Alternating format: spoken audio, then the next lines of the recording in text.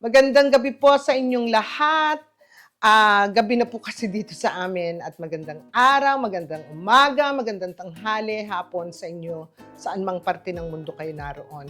Ako po'y taos nagpapasalamat at ako'y narito muli upang ibahagi ko sa inyo ang Part 2 series ng aking Biko with a different topping. But before anything else, thank you Lord at ako po'y napagbigyan muli na makapagbahagi sa lahat po. Anyway, ito po ang part 2 series natin ng Biko, which is a different topping. Kung makikita nyo, mas maraming ingredients ako ngayon. So, first off is our topping. Ito po ang ingredients ng aking topping.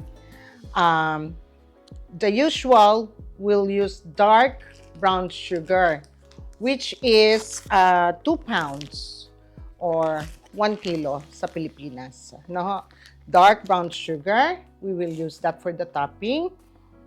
3 cans of coconut milk, ano? 3 can po. Kung ang gagamitin sa Pilipinas yung pure gata, more or less gagamit kayo ng 6. Kasi po yung gata doon, pagka na-press, yung first press po ng gata, konti lang. Parang 3/4 cup lang ang lumalabas. And also, the usual, my latik. I will show you paano natin gagawin ang ating topping for this Biko. However, the main Biko, 8 cups po ng sweet rice. This is a Japanese sweet rice that I always use. You can use any other sweet rice if you want. Last time, yung first series ng Biko ko, I used 1 kilo. That 1 kilo goes to at least 4 and 1/4 cup of sugar. Dahil po matamis ang magiging topping natin, babawasan natin ng asukal to complement ang ating sweet rice at hindi siya magiging super tamis. So, ang gagamitin ko po ay 3 cups of dark brown sugar and 3 cans of coconut milk. So, papakita ko na sa inyo in a minute, papakita ko sa inyo ang paggawa po ng topping natin. And then, after that, habang naluluto yung topping, gagawin natin ang ating Biko. Earlier, nagsaing na po ako ng 8 cups. Again, ang 8 cups pong ginagamit ko yung sa rice cooker cups. Ano po? Ito. And then, with the rest of the ingredients. Okay? So, I'll be right back. Thank you. Okay, kung makikita po ninyo, in-on ko na yung aking apoy at binuhos ko na rito yung 3 latang coconut milk. Hindi ko hihintaying mag-boil to, ilalagay ko na yung aking 2 pounds of dark brown sugar. Ito'y parang coconut jam. Alam niyo, pag may natitira nito, pinapalaman ko po sa pandesal. Napakasarap.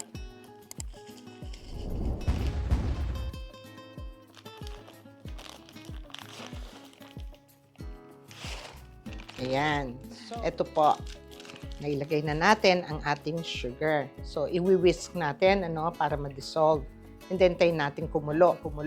Once kumulo po ito, kailangan po nating hinaan ng apoy, kundi mag-overflow ang ating mixture. But by the way, habang hinahalo ko to, gusto ko po magpasalamat sa mga subscribers ko from Dubai, Singapore, Hong Kong, at saka yung mga nasa East Bay at Bay Area, sa Hawaii, sa Chicago, sa San Diego, saan pa ba yun? Sa may Southern California po. And here sa East Bay and Bay Area. Maraming salamat po sa inyong pagsuporta sa aking channel. Ako'y taus-puso nagpapasalamat sa inyo. So, naway kayo pagpalain lahat ng Diyos. Anyway po, eto. So, hintayin lang natin itong kumulo ng kumulo hanggang sa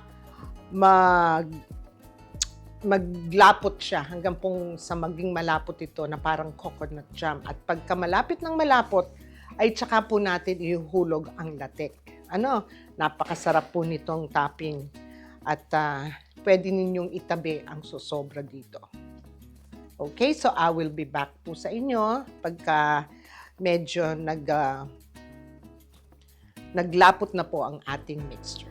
I'll be back. Ayan, eto na po ang ating coco jam latik. Kung mapapansin po ninyo, nasa mahinang apoy lang to.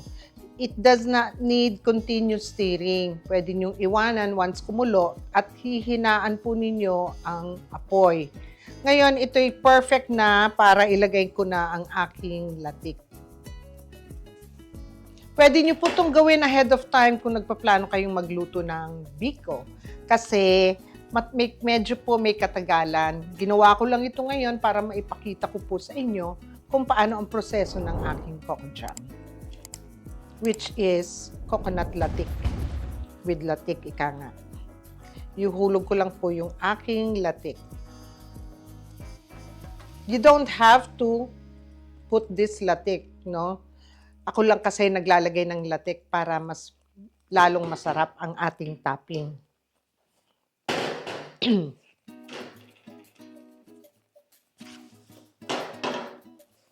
And then just make sure it's evenly distributed sa ating coco jam. Okay? At saka nakakapagpalapot din po ito eh. Kung makikita ninyo, medyo malapot na. Hindi kailangang malapot na malapot. Ano po? Kasi pag lumamig ito, lalo pa siyang lalapot at maninigas ng konti. Eh, ayaw natin nung ganon. Ito yung enough na tamang-tama siyang ma-spread natin sa ating biko mamaya. Dahil po, ibibake pa natin to. Pero yung pag-bake po, saglit lang yon kasi bobroil natin yung hanggang sa mag-brown. Pag nag-bubbly yung itaas, that means it's done. Okay. So, tapos na po ito at nahalo na natin maigi yung ating latik. Ngayon naman ay gagawin na natin yung ating pinaka-biko bago ilagay itong ating topping. Now, we'll be back. Okay. Makikita nyo yung 3 can para sa biko natin, sa rice biko natin.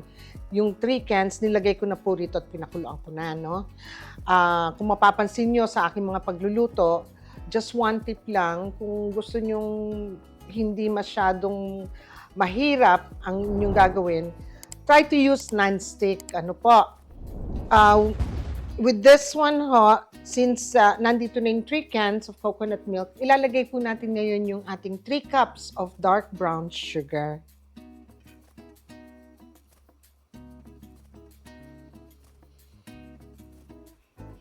Ayan. Tapos, hatin lang po siyang haluin hanggang sa ma-dissolve po yung ating asukal.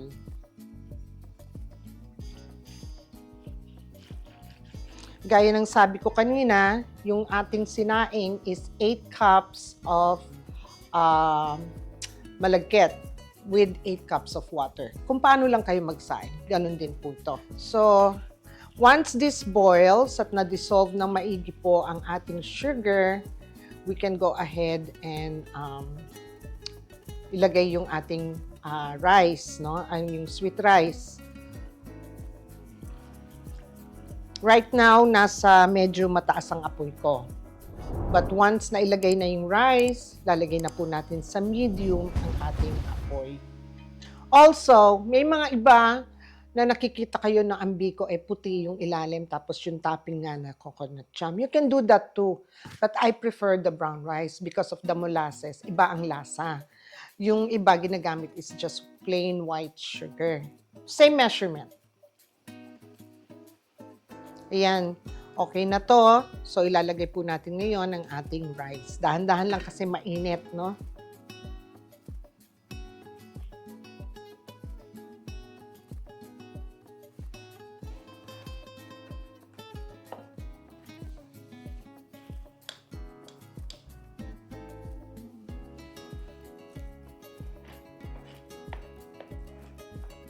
Just break it apart para sa ganun, mahiwa-hiwalay po yung ating malagkit.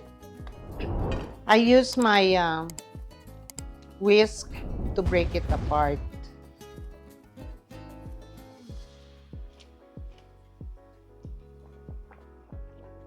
Ngayon po, hihinaan ko ang aking apoy kasi kumukulo na siya masyado. Ayan po, nakikita nyo, it's almost breaking apart na yung ating sweet rice at pwede na nating haluin.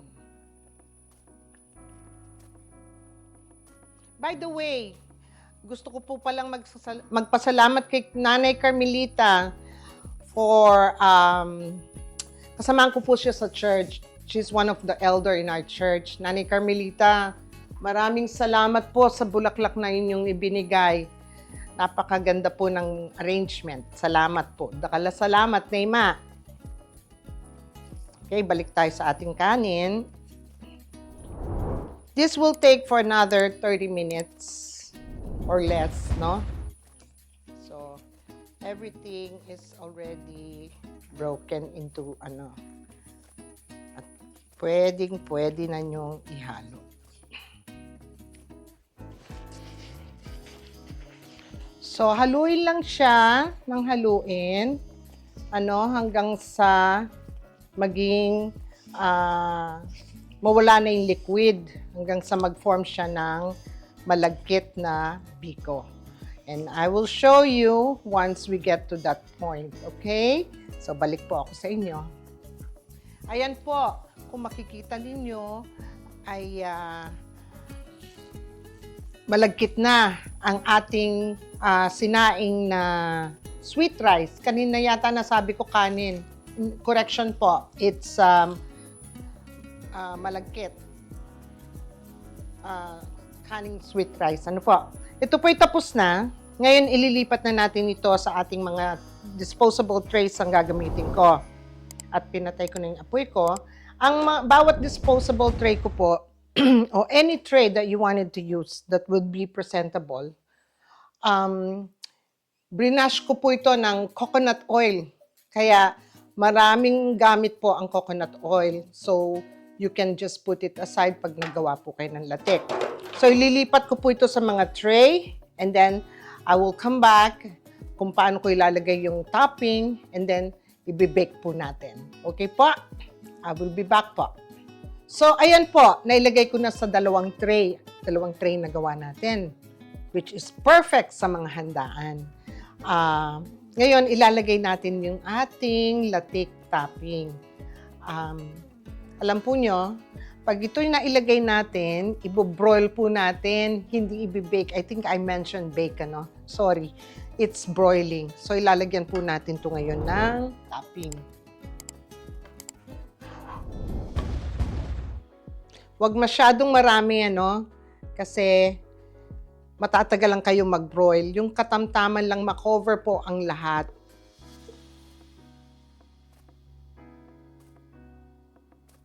Yan, ganyan lang po. Okay, so lalagyan ko itong isa.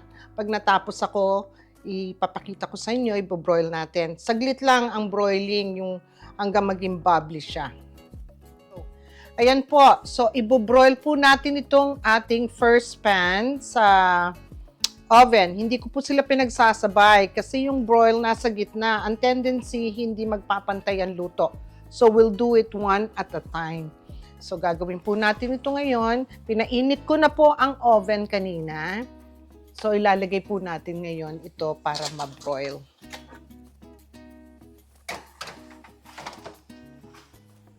Ilalagay ko lang sa gitna. Okay? And this may take about 5 to 10 minutes. Okay? And I will be back. Ayan po, kung makikita nyo, tamang-tama ang pagkasunog ng itaas. And it only took me 4 minutes. So, 4 minutes lang po yan. Kailangan palamigin po yan bago natin matikman. So, I will show you how it looks like with the finished product at ng ating tikman. Okay? I'll be back. Ayan po. Ito na po ang ating coco jam topping with latik na biko. Makikita po ninyo, ito po ay hindi sunog, katamtaman ng pagkatusta. Right now, it's still very hot, kaya hindi pa siya nag-firm. Pero pag lumamig po ito, mag-firm ang lahat, from topping hanggang sa biko. Anyway, tikman natin para malaman ninyo kung ano po ang resulta ng ating ginawa. Hindi pa to set, so medyo may kalambutan po ito pag ito hiniwa ko. Pero pag ito po ay lumamig na, magsiset na po ang ating topping. Kukuha tayo ng konting piraso ng ating biko. Ayan po, kung makikita po ninyo yung ating biko, may kainitan lang ng konti, ha? Yan.